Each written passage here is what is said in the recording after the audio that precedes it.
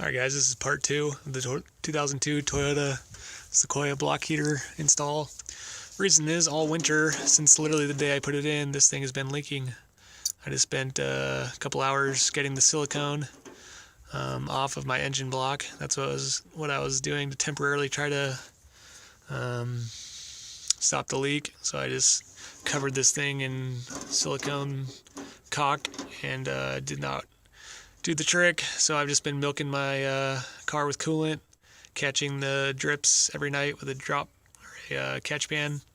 Super big hassle filtering my coolant, as you can see there, with a coffee filter.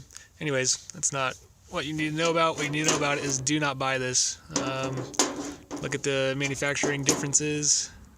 This is a totally inferior product. To start with, you just have very thin metal, whereas this gives you a nice thick flange, noticeably much heavier, better made. But the main thing is, look where the butterfly clip, or whatever you want to call that thing, is set up at underneath the heating element over here. It's a completely different location. So this little doohickey here, as it tightens, is supposed to push against these and cause them to flange out. Clearly did not happen very well. That's why it was a continual leak, among other problems. So you can set this aside. I'll not be needing that. Get yourself a Toyota brand. I'll put a link where you can pick one up. Yeah, it's going to be twice as much, but get what you pay for sometimes, and this is one of those times. I hardly ever, literally do not buy things from dealers because I know they mark up their prices and tend to be much more expensive. But here's an example of people who do buy stuff from dealers sometimes come out ahead because it's a better product. It was made for the vehicle. That thing, really lousy. So anyways, we're gonna put this in. Alright guys, so here's what comes in the kit.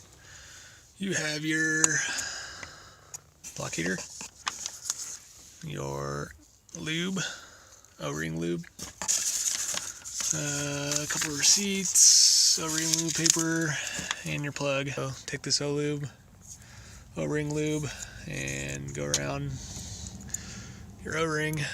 I've already done that, so we're going to take this down under the vehicle and I'll show you how to install it.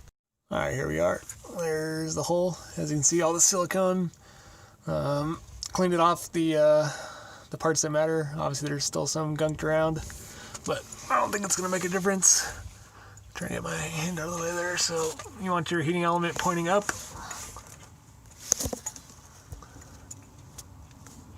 Then just go into the hole there.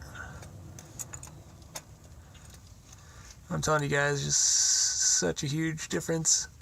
The way this one goes in and sits and just feels solid. Really, really nice compared to the Cats. That thing, just to be honest, was a piece of trash. I don't say that lightly.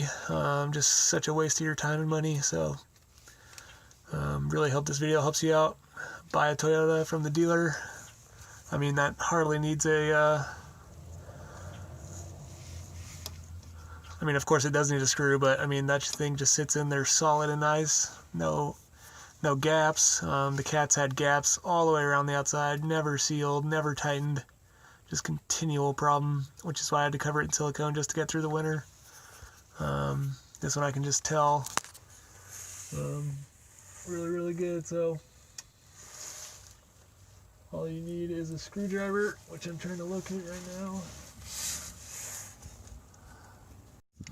Alright, so once you got it snugged in there, then you're just going to take your flathead screwdriver, find that little nut there at the back,